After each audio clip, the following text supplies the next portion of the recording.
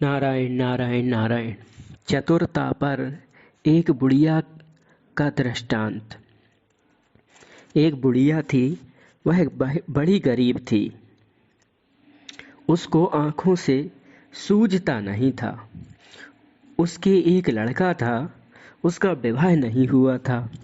वह बहुत चाहती थी कि मेरे बेटे का विवाह हो जाए, उसके एक पुत्र हो जाए, मैं जीते जी नाती पोत्र खिलाऊं, मेरी आंखों में रोशनी आ जाए, मेरी गरीबी मिट जाए आदि।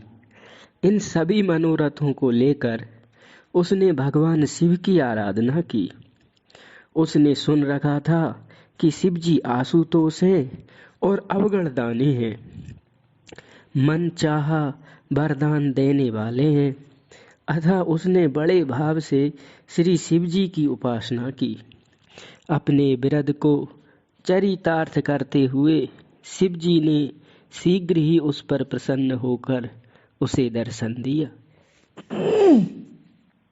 और बोले, तू एक वरदान चाहे जो मुझसे मांग ले, दूसरे वरदान का नाम नहीं लेना। बुढ़िया सहम गई। उसके मन में तो मनोरथों का भंडार पड़ा था। वह बड़े असमंजस में पड़ गई। बोली, महाराज, यदि आज्ञा हो तो मैं अपने गुरुजी से पूछ आऊं कि एक वरदान कौन सा मांगूं। शिवजी ने स्वीकृति दे दी। बुढ़िया दौड़ी गुरुजी के पास गई और अपनी समस्या सुनाई। गुरुजी ने सबका सामंजस्य बैठाते हुए उसको सिखाया कि तुम शिवजी से जाकर कहो कि मुझे एक वरदान दीजिए कि मैं अपने बेटे के बेटे को सोने की कटोरी में दूध भात आँख खाते हुए आँख भर देखूं। बुढ़िया ने आकर शिवजी से यही वर मांगा। शिवजी हंस दिए। बोले, तू तो मुझसे भी चालाक निकली, एक ही वर में अनेक वर तूने मांग लिए। बुढ़िया ने कहा, महाराज, इसमें मेरी कोई चालाकी नहीं, यह तो श्री गुरु जी की कृपा है। गुरु कृपा से क्या नहीं हो सकता। शिवजी ने एवमस्तु कहा। बुढ़िया ने एक ही बार में ही अपने समस्त मनोरथ पूर्ण कर लिए। अपनी दीर्घायु, नेत्र ज्योति, बेटा का विवाह, पौत्र का जन्म एवं अपार धनराशि, ये सभी बातें एक साथ प्राप्त हो गईं। मांगने वाला यदि मूर्ख होता तो अनेक वर पाकर भी उसका मनोरथ पूर्ण नहीं होता। ये है चतुरता। एक ब्राह्मण का दृष्टांत, दुर्भाग्य पर दृष्टांत। एक ब्राह्मण था, परिवार में उसकी पत्नी एवं एक पुत्र था। कुल 3 प्राणी थे। ब्राह्मण बड़ा गरीब था। उसकी गरीबी पर तरस आया तो श्री नारद जी ने एक दिन उसकी ब्राह्मणी से कहा, तुम अपने मन के अनुरूप एक वरदान जो चाहती हो मुझसे मांग लो। नारद जी ने सोचा था, वह गरीब है, मांगेगी तो धन मांगेगी, आज इसे अपार धन देकर सदा के लिए गरीबी दूर कर दूंगा। परंतु आश्चर्य, ब्राह्मणी ने कहा, हे नारद जी, आप कृपा कर मुझे सुंदर रूप प्रदान कीजिए। नारद जी ने माथा ठोका और एवमस्तु कहकर उसके दुर्भाग्य को कोसते हुए चले गए। ब्राह्मणी दिव्य सौंदर्यवती हो गई। उसके घर के समीप से राजा की सवारी निकली। उसके सौंदर्य पर मोहित होकर राजा जबरदस्ती उसे अपने महल में ले गया। कुछ दिन बाद फिर श्री नारद जी उसी ब्राह्मणी के घर गए। ब्राह्मण बड़ा दुखी दिखाई पड़ा।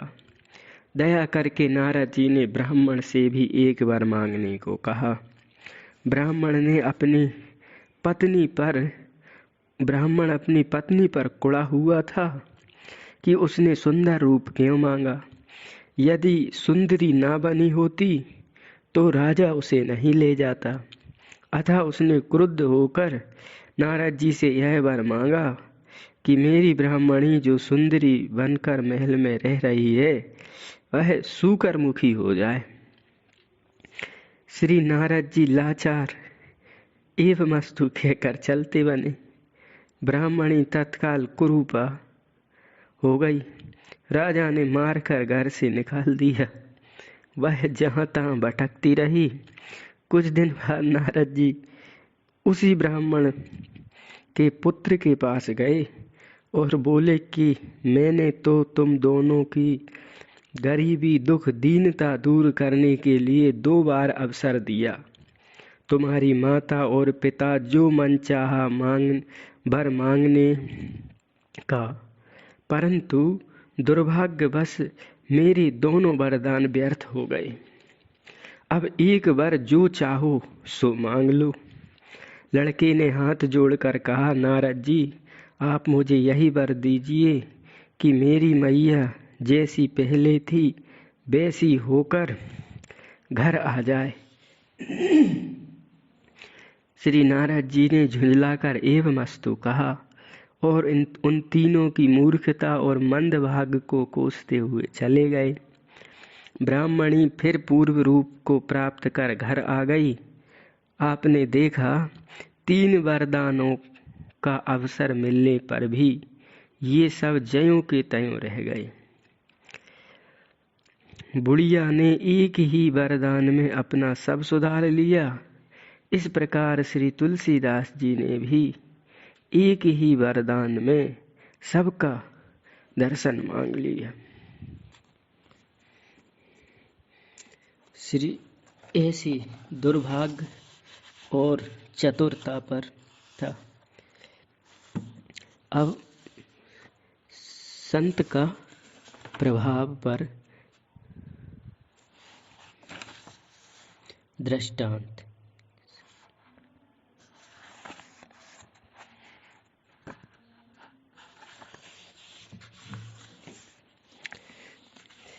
श्री मलूकदास जी, देव मुरारी जी और मलूकदास जी आपका दर्शन करने आए थे। दोनों ही बड़े प्रसिद्ध संत थे। श्री देव मुरारी के संबंध में कथा आती है कि एक बार ये कहीं विचरते हुए जा रहे थे तो देखे कि एक जगह सरोवर की खुदाई हो रही है और उसमें एक वैष्णव संत भी मिट्टी ढोने लगे हैं। वहाँ के मालिक ने श्री देव मुरारी जी से भी मिट्टी निकालने के लिए कहा तो ये एक जगह बैठकर स्वयं भगवत ध्यान करने लगे और अपने आप सरोवर की मिट्टी बाहर निकालने लगी। यह देखकर सब लोग बड़े ही प्रभावित हुए और चरणों में गिरकर धृष्टता के लिए क्षमा प्रार्थना किए। आपने उनको संत सेवा का उपदेश दिया। श्री मलूकदास जी इन्हीं श्री देव मुरारी जी के शिष्य थे, जबकि मलूकदास जी बाल्यावस्था में बड़े उद्दंड थे। संत महात्माओं से झगड़ जाया करते थे। एक दिन एक संत से विवाद हो गया। विषय था भक्ति और कर्म। संत कहते थे कि अनन्याश्रयी का समस्त योगक्षेम भगवान वहम करते हैं और ये कहते थे करोगे नहीं तो खाओगे क्या। दृष्टांत यह था भगवद आश्रय पर। मलूकदास जी को संत ने कहा भगवान का आश्रय लो, वो सारी व्यवस्था करते हैं। इन्होंने लिया, पेड़ पे चढ़ गए, बोले मुझे कौन खिलाता है देखता हूँ। चोर आए वहाँ पर और इन्हें मार मार कर नीचे छोड़ गया, किसान का भोजन खिलाया।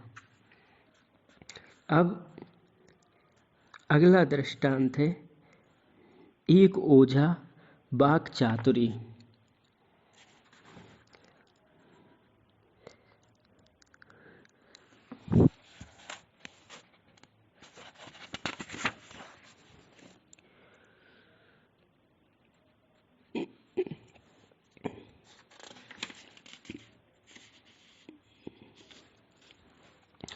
किसी गांव में एक ओझा तांत्रिक रहते थे।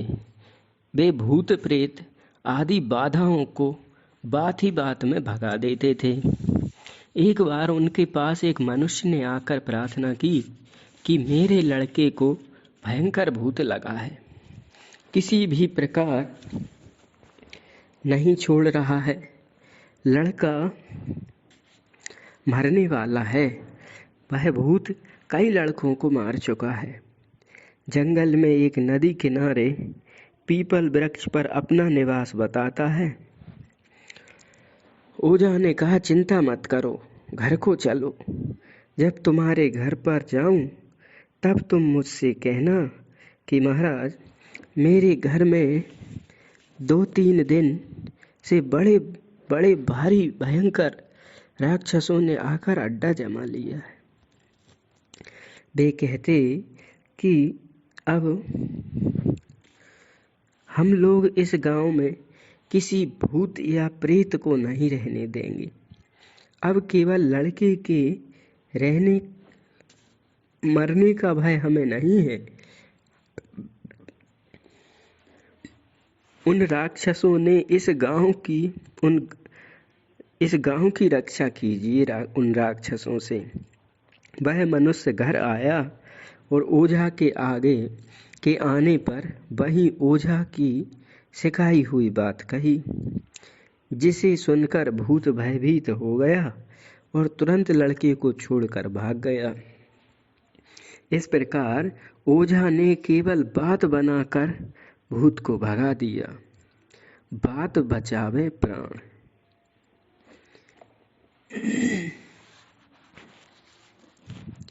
ये वाक चातुर्य है।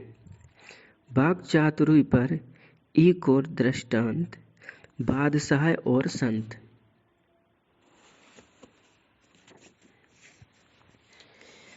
बादशाह और एक संत। किसी नगर में एक बहुत बड़ी मस्जिद थी। उससे कुछ दूर पर एक संत की कुटिया थी। एक दिन वे संत कुटिया से आकर मस्जिद के निकट बैठकर ध्यान करने लगे। इतने में कुछ प्रमादी यवनों ने आकर उन्हें देखा और उनके निकट मस्जिद की एक ईंट टूटी देखी। संत पर मस्जिद को तोड़ने का आरोप लगाया। पकड़कर बादशाह के पास ले गए। उसने मौलवियों की सलाह से संत को सूली की सजा दे दी। संत ने कहा, मैं अपनी एक बात कहना चाहता हूँ।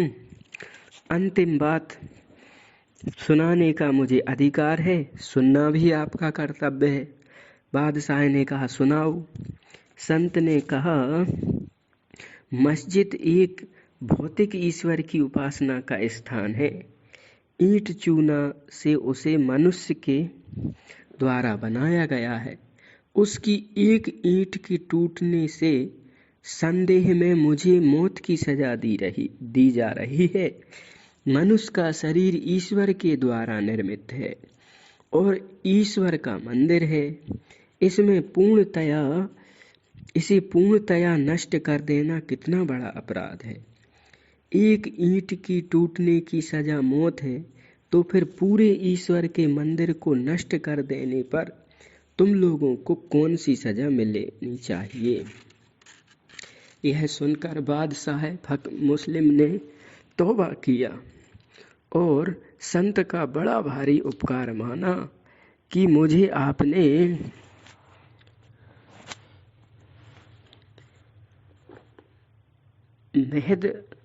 महद अपराध से बचाया। संत ने, यदि संत बात ना बताते तो प्राण जाते, अतः बात बचावे प्राण। यह सत्य है।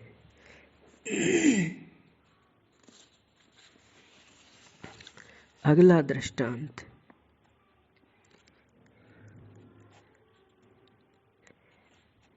वाक चातुरी पर। बीरबल और केशवदास का।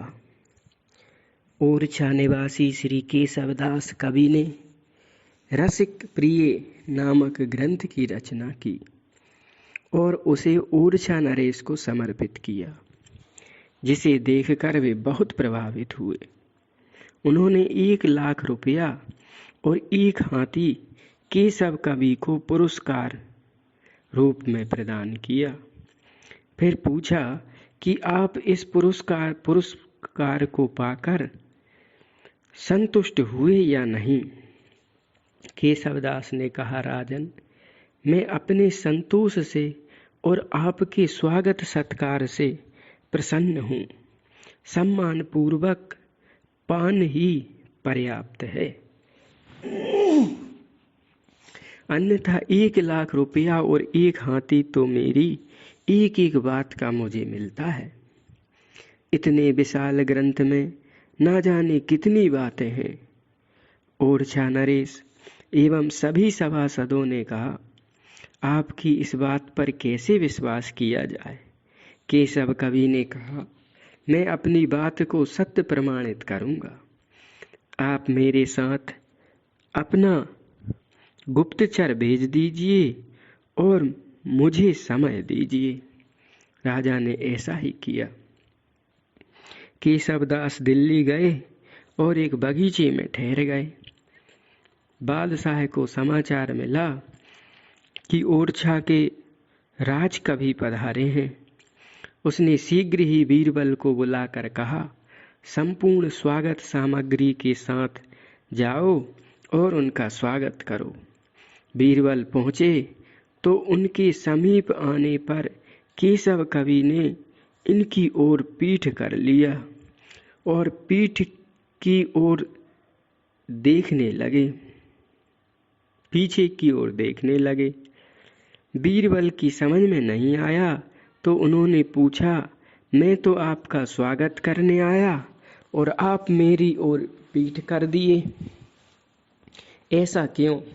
केशव कवि ने कहा, मैंने सुना था कि बीरबल के दर्शन से दरिद्रता दूर भाग जाती है। आपका दर्शन करके पीछे मुड़कर देख रहा था कि दरिद्रता दूर भाग गई या नहीं। यह सुनकर बीरबल बहुत ही प्रसन्न हुए। केशव कवि ने कहा, मैं केवल 2 घंटे तक ही यहाँ ठहरूंगा। बीरबल ने जाकर बादशाह से कहा, वे जाने वाले हैं, उनकी विदाई भेंट कर दीजिए। बादशाह ने पूछा, क्या देना चाहिए? बीरबल प्रसन्न थे अतः बोले, कम से कम 1 हाथी और 1,00,000 रुपया उन्हें मिलना चाहिए। केशव कवि 1,00,000 रुपये और 1 हाथी लेकर ओरछा आ गए। गुप्तचर ने बताया कि एक ही बात की यह भेंट है।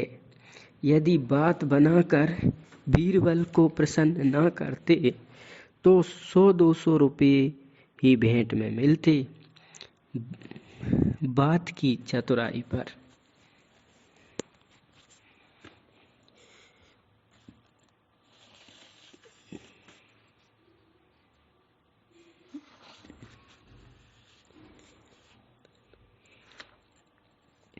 दृष्टांत पंडित और बादशाह का। एक पंडित जी धन मान प्राप्त करने की इच्छा से अकबर बादशाह में के दरबार में उपस्थित हुए। बादशाह ने पूछा, क्या पढ़े हो? पंडित जी ने कहा, 4 वेद, 6 शास्त्र, 18 पुराण और बातों की चतुराई। बादशाह ने पूछा, बताओ, सारे शरीर में रोए हैं और हथेली में क्यों नहीं है? पंडित जी ने कहा, दान देते देते घिस्सा लगता रहता है, अतः आपकी हथेली में बार जमे नहीं। बादशाह ने पूछा, दूसरों की हथेली में बाल क्यों नहीं है? उन्होंने उत्तर दिया कि ईर्ष्या बस हाथ मलते मलते। तुम्हारी हथेली में क्यों नहीं है? दान लेते लेते। यह सुनकर बादशाह प्रसन्न हो गया और बातों की चतुराई से पंडित जी को विशेष धनमान प्राप्त हुआ। प्रसिद्ध है कागा काको धन हरे, कोयल काको दे, मीठी बाणी बोल के जग अपनो करी ले।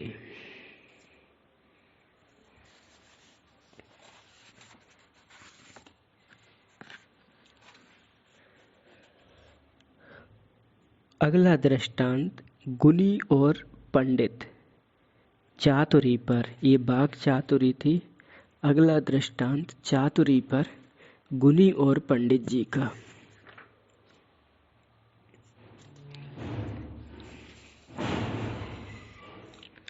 गुनी और पंडित का सभी वेद शास्त्रों का अध्ययन करके एक पंडित जी घर को आ रहे थे। वन मार्ग में उन्हें एक चतुर्गुणी का साथ मिल गया। परस्पर वार्तालाप करते करते पंडित जी ने अपनी प्रशंसा की। मैं सभी वेद पुराण यंत्र मंत्र एवं तंत्रों का विद्वान हूँ। मृतक की हड्डी पड़ी हो तो भी मैं उसे जीवित कर सकता हूँ। इतने में कुछ सिंह की हड्डियां मिल पड़ी। पंडित जी ने उन्हें एकत्र किया, जल को अभिमंत्रित किया, उसमें थोड़ा जल छिड़का और जल लेकर चतुर्गुणी पेड़ पर चढ़ गया। पंडित जी ने हड्डियों पर जल छिड़का, सिंह जीवित हो गया और उसने झपट कर पंडित जी को मार डाला। मांस खाकर रक्तपान कर दहाड़ता हुआ जंगल में चला गया। जब पेड़ से उतरकर उस गुणी पुरुष ने हड्डियों पर जल छिड़का तो पंडित जी जीवित कर दिया पंडित जी को। पंडित जी ने अपनी भूल स्वीकारी। चतुर ने चातुरी से स्वयं अपने और पंडित के प्राण बचाए, अन्यथा दोनों मारे जाते। अतः सत्य ही कहा गया है, एक और चार वेद, एक और चातुरी।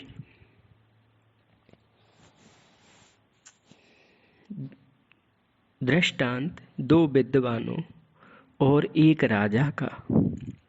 एक राजा के दरबार में दो विद्वान रहते थे। विद्या में दोनों समान थे।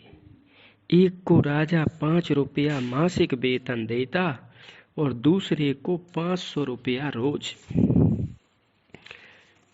कुछ दिन बाद 5 रुपये वाले ने राजा से कहा, राजन, हम दोनों एक सी योग्यता वाले विद्वान हैं, पर आप हमें कम वेतन देते हैं, ऐसा क्यों?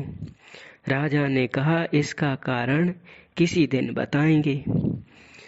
कुछ दिन बाद राजा ने 5 रुपया मासिक वाले पंडित जी से कहा, आज मुझे स्वप्न हुआ कि मेरे दांत गिर गए, इसका क्या फल होगा? उसने उत्तर दिया, यह स्वप्न अति अशुभ है, धन का नाश हो जाएगा। राजा ने दूसरे 5 रुपये रोज वाले से यही प्रश्न किया तो उसने कहा, शुभ स्वप्न है, धन और आयु की वृद्धि होगी। इसके बाद राजा ने उसे बुलाकर कहा कि तुम्हारी बात से दुख हुआ अतः वेतन कम है, इसकी बात से सुख हुआ अतः वेतन अधिक है। सुखप्रद बात कहने वाला अधिक योग्य होता है, किसी कवि ने कहा है। कीरति को मूल एक, रेन दिन दान देवो, धर्म को मूल एक, साधु पहचानवो। बड़िवे को मूल एक, ऊंचो मन राखी बोई, जानिवे को मूल एक, भली बात जानवो। व्याधि मूल भोजन, उपाधि मूल हास्य जानो। दारिद्र को मूल एक, आरस बखानिबो। हारिवे को मूल एक, चातुरी है रन मांझ, चातुरी को मूल एक, बात कही जानिबो।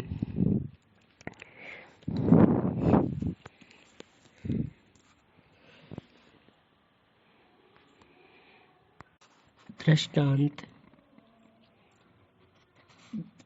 कथावाचक पंडित अनाधिकारी व्यास।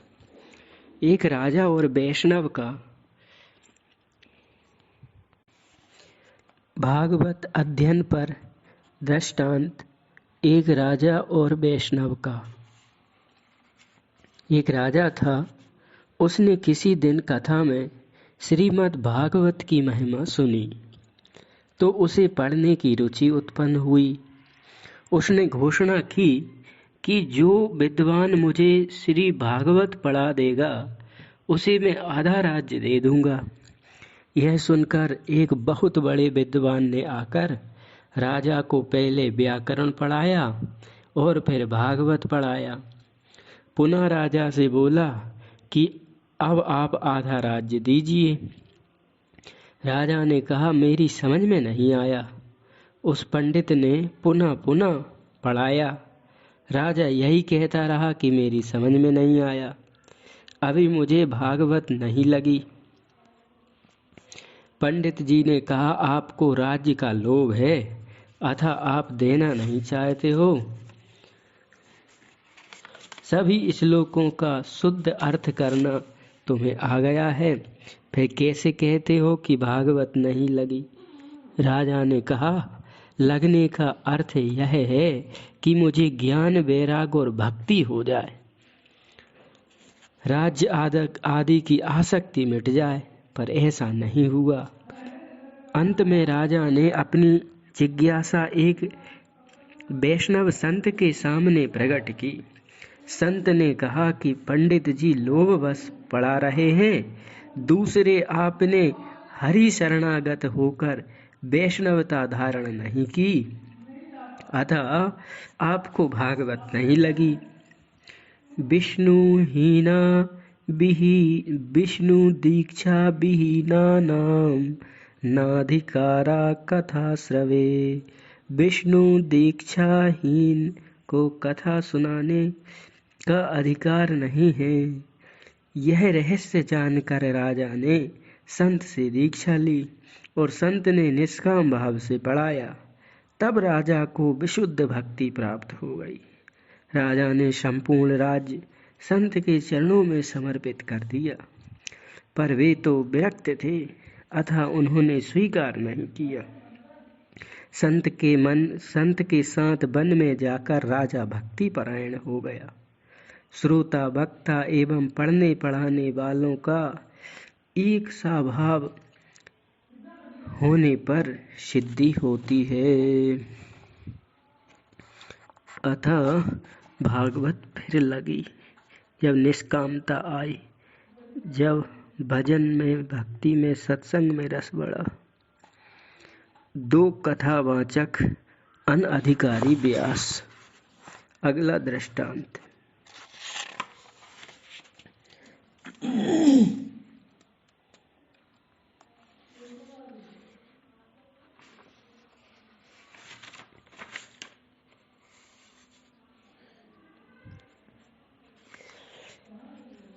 एक विष्णु दत्त नामक व्यास थे।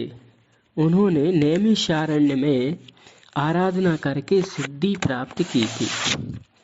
श्रीमद् भागवत की कथा बहुत अच्छी कहते थे। उनके संबंध में यह प्रसिद्धि थी कि कथा में जय जयकार के समय आकाश से पुष्प बरसते हैं। सप्ताह में एक न एक दिन ऐसा श्रोताओं को मिल जाता। उनकी प्रसिद्धि सुनकर एक शाक्त मैथिली पंडित जो बड़े शास्त्रार्थी थे, उन्होंने कहा कि मैं जहाँ कथा कहता हूँ देवता फूल बरसाते हैं। लोगों ने मैथिली पंडित की कथा बैठा दी। कथा होने लगी। उन्हें श्रीमद् भागवत में विश्वास नहीं था कि यह महापुराण है। वे इसे उपपुराण मानते थे और देवी भागवत को अष्टादश पुराणों में मानते थे। कथा कहते कहते उन्होंने यह कह दिया अतः श्रीमद् भागवत का अपमान हो गया। फूलों की जगह आकाश से कई कंकड़ गिरे, मंडप का वस्त्र फट गया। पंडित जी बिना कथा पूरी किए ही अपने घर को चले गए। उनमें वैष्णवता का एवं भागवत भक्ति का अभाव था। दंभवश धनोपार्जन करना चाहते थे, अतः स्वयं अपमानित हुए।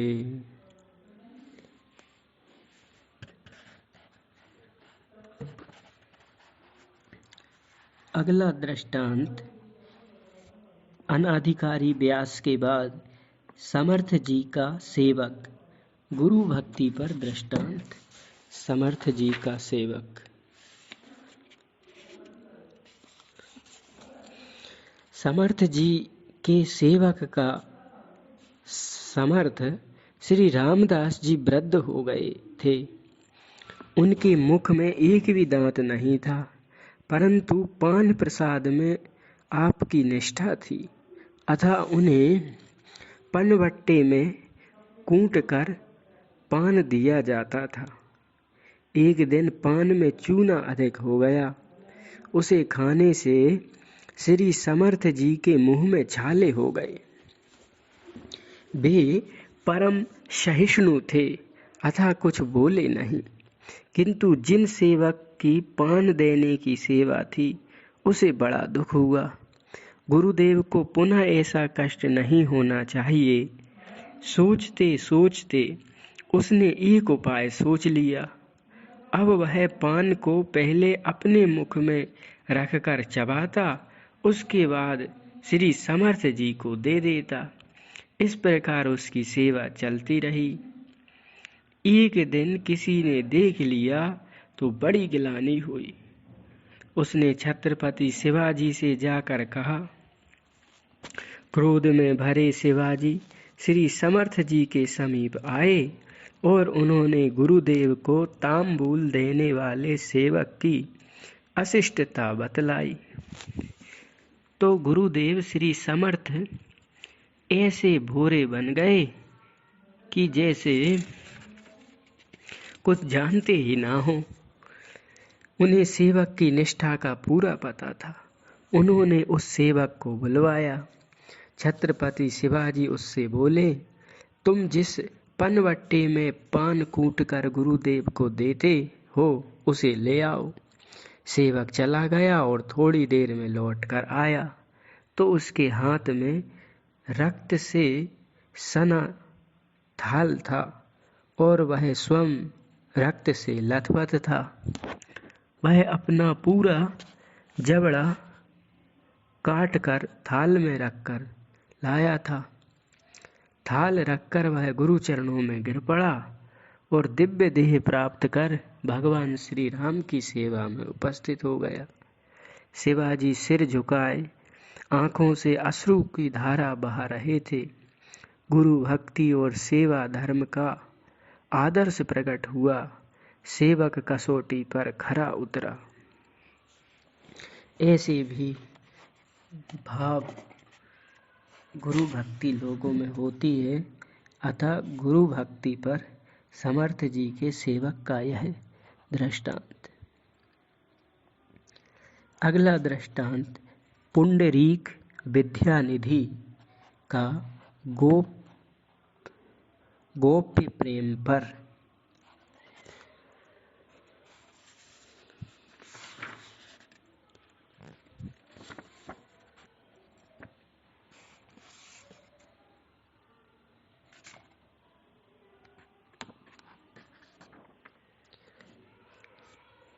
ये गौरांग महाप्रभु के पार्षद थे, पुंडरीक विद्यानिधि।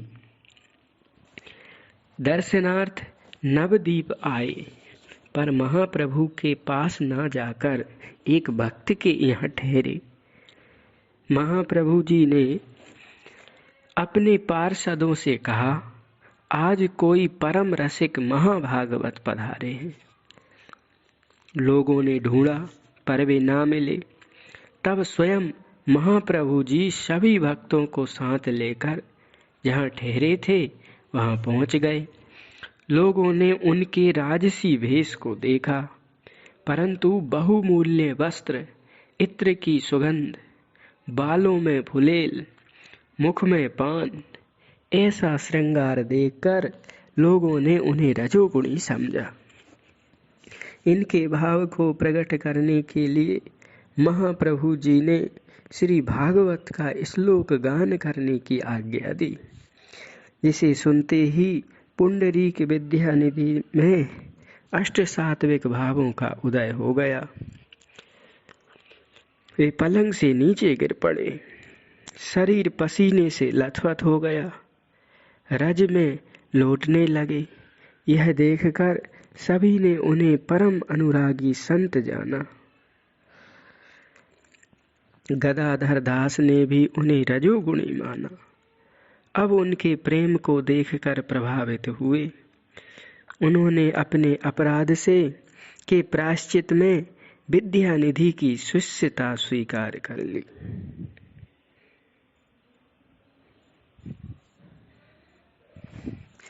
ऐसे ऐसे महानुभाव होते हैं। गोप प्रेम पुंडरीक विद्यानिधि। अगला दृष्टांत ऊंट की ग्रीवा का गुण ग्राहकता पर।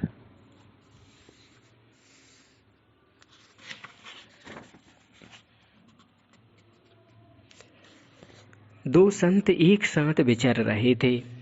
किसी वन में उन्होंने चरता हुआ ऊंट देखा, तो एक संत ने कटु व्यंग कहा, यदि तुम्हें ऊंट की सी लंबी गर्दन मिल जाए तो क्या करोगे? तब दूसरे संत ने मधुर उत्तर दिया कि मनुष्य देह में परमात्मा ने छोटी गर्दन बनाई है, अतः संत भगवंत के उच्चिष्ट का अनुभव थोड़ी देर ही होता है। यदि ऊंट की सी गर्दन मिल जाएगी तो प्रसाद के स्वाद का अनुभव देर तक मिला करेगा। श्री परशुराम देवाचार्य जी ने उस राजसी महंत को अपना सा गुणातीत बना दिया।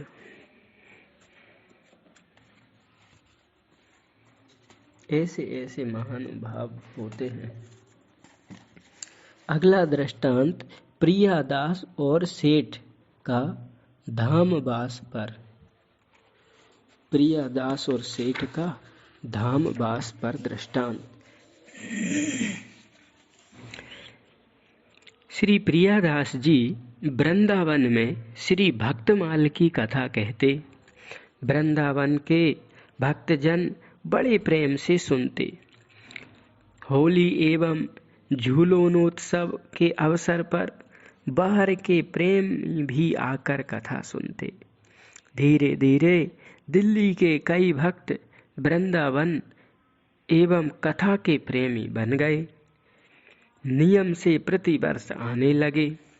दिल्ली के एक सेठ थे जो अपने गृह कार्यों में इतने व्यस्त रहते थे कि वे वृंदावन न आते जाते। उनके साथी धाम के उत्सवों का कथा सत्संग का वर्णन करते। उसे सुनकर वे निश्चय करके सबसे कहते कि अगली बार होली में मैं अवश्य चलूँगा। जब चलने का समय आता तब कहते कि इस समय फुर्सत नहीं है, श्रवण में जरूर लगूंगा। इस तरह कहते कहते उन्हें कई वर्ष हो गए। वे वृंदावन नहीं आ सके। इस बात को दिल्ली के भक्तों ने श्री प्रियादास जी से कहा। तब इन्होंने उसे पत्र लिखा कि तुम वृंदावन अवश्य जाओ, वहाँ तुम्हारे रहने एवं खाने पीने की सब व्यवस्था हो जाएगी, तुम्हें कष्ट ना होगा। उसने उत्तर दिया कि अभी मुझे अवकाश नहीं है, जब अवकाश होगा तब जाऊंगा। प्रति उत्तर में श्री प्रियादास जी ने यह कवित्त लिखा। चाहे धन धाम ग्राम सुत अभिराम बाम, सुख कहे नाही कछु सरत न काज है। चतुरन आगे कोटि चातुरी न काम आवे। बातन बनाए सुनी उपजत लाज है। जो पे कहो साच या में झूठ ना मिलावने को। तो पे स्वान रोक्यों क्यों हूँ रुके गजान गजराज है। वृंदावन चाहे तो न चाहे जीव तनहू को मनहू को दूर ऐसो मिलत समाज है। यद्यपि श्री प्रियादास जी ने अपने कवित्व में उसे खूब समझाया, संसार की नश्वरता तथा श्री वृंदावन की दुर्लभता लिखी कि यदि वृंदावन दर्शन की चाह है तो और वस्तु की क्या चले, अपने शरीर का मोह भी छोड़ना पड़ेगा। यह शरीर से आना तो दूर है ही, मन से भी आना दूर है। ऐसा धाम का समाज है। कवित्व को पढ़कर भी वह वृंदावन न आ सका। आने वालों से उसकी कुशल श्री प्रियादास जी पूछ लिया करते। बहुत दिनों के बाद सेठ जी को व्यापार में घाटा हुआ। समाज तथा परिजनों ने भी तिरस्कार किया।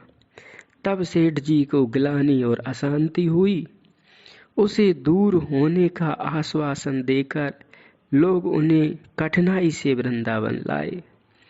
आने पर कथा सत्संग एवं धाम दर्शन से उन्हें सुख शांति मिली। यह श्री प्रियादास जी की कृपा का फल हुआ। सेठ जी को वृंदावन के वासियों का संग मिला और लौकिक आसक्तियां दूर हुई। धाम का बड़ा महत्व है। ध्रुव जी प्रार्थना करते हुए भगवान से कहते हैं, हे कमलनाथ प्रभु, जिनका चित्त आपके चरण कमलों की सुगंध में लुभाया हुआ है, उन महानुभावों का जो लोग संग करते हैं, वे अपने इस अत्यंत प्रिय शरीर और इसके संबंधी पुत्र मित्र ग्रह स्त्री आदि की सुध नहीं करते। फिर सेठ जी को ऐसा रंग लगा कि उन्होंने अखंड ब्रजवास किया।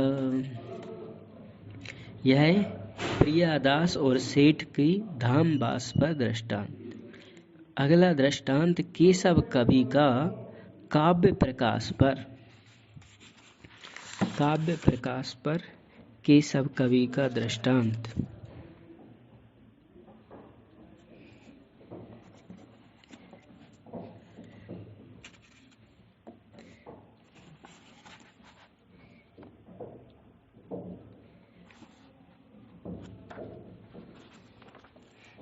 ओरछा निवासी केशव कवि ने श्री तुलसीदास जी की प्रेरणा से उत्तम महाकाव्य रामचंद्रिका की रचना की और उसे लोगों को सुनाने पढ़ाने लगे। इससे लोगों के मन में वैराग उत्पन्न हो गया। उन्होंने अपनी स्त्रियों से हंसना बोलना छोड़ दिया। वे शोकग्रस्त हो गईं। एक दिन एक बकरा उन्मत्त होकर बकरियों के पीछे पड़ा था। मालकिन उसे बार बार हाँकती पर वह मानता नहीं, उससे भी इठलाता। तब उसने एक छंद लिखा। उसका आशय यह है कि मैं कक्काजू केशव कवि से कह दूंगी तो तुझे ऐसी पाठ पढ़ा देंगे कि हमारे पति की तरह दिन रात पोथी लिए लिए कागज न मिलने पर पृथ्वी पर ही लिखता ढोलेगा, फिर इधर भूल कर भी नहीं देखेगा। सवैया सूधे कहे तू अवे नाही मानत, तू इत फेरी नाने कूचिते है। भूमि में आंख बनावत मेटत, पोथी है कांख लिए दिन जे है। सांची हो भासित मोही ददा की सो, प्रीतम की गति तेरियो है। मूसो कहाँ अठिलात अजासुत के हो, काक जूसो तो पड़े हैं। किसी ने यह सवैया केशव कवि को सुना दिया तो उन्होंने ओरछा की कामनियों का दुख दूर करने के लिए रसिक प्रिया की रचना की। श्रृंगार रस का पाठ पढ़ाना शुरू कर दिया तो लोग अपनी अपनी स्त्रियों के प्रति आकर्षित हो गए। इसका तात्पर्य यह है कि भगवत कथा से कामनाओं की निवृत्ति और लौकिक काव्यों को सुनने से विषयासक्ति बढ़ती है। भजन और सत्संग से कामना का नाश होता है। श्री कृष्ण अर्पणमस्तु।